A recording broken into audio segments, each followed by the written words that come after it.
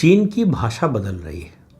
4 साल तक सीमा पर फौज तैनात रखने के बाद, गलवान की लड़ाई के बाद और डोनाल्ड ट्रंप के अमेरिका का राष्ट्रपति बनने के बाद चीन की भाषा एकदम से बदल गई है। आपको बात सुनकर लगेगा ही नहीं कि ये वही चीन है जो 2020 में जिसने लद्दाख में क्या किया था, गलवान में क्या किया था और किस तरह से अपनी सीमाएं LAC पर तैनात कर दी थी और उस समय किस तरह की भाषा बोल रहा था और किस तरह का काम कर रहा था। आज पूरी विश्व राजनीति में जो बदलाव आ रहा है और भारत की ताकत समझने के बाद चीन के सुर बदले हुए हैं। तो क्या सुर बदले हुए हैं? चीन के विदेश मंत्री वांग यी, ये आप समझिए कि राष्ट्रपति शी जिनपिंग का जो तंत्र है उसमें बड़े इम्पॉर्टेंट पोजीशन में है। ये bureau of governing communist party of China के पोलित ब्यूरो के सदस्य भी हैं।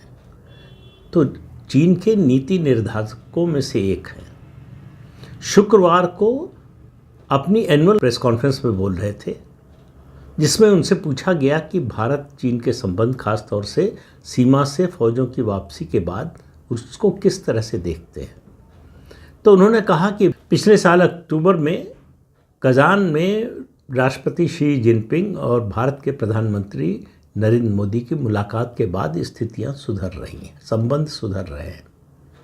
अब चीन को अचानक याद आया है कि भारत और चीन तो बहुत पुरानी सभ्यताएं हैं, कल्चरल नेशन है। ये बात तो सदियों से लोगों को पता है। चीन के विदेश मंत्री को अब ये बात समझ में आई है। और उससे बड़ी बात जो वो कह रहे हैं कि दोनों देश अगर मिल जाएं, मिलकर काम करें, ड्रैगन और एलिफेंट डांस कर सकते हैं, दोनों मिलकर चले तो दोनों का फायदा है, दोनों का विकास होगा।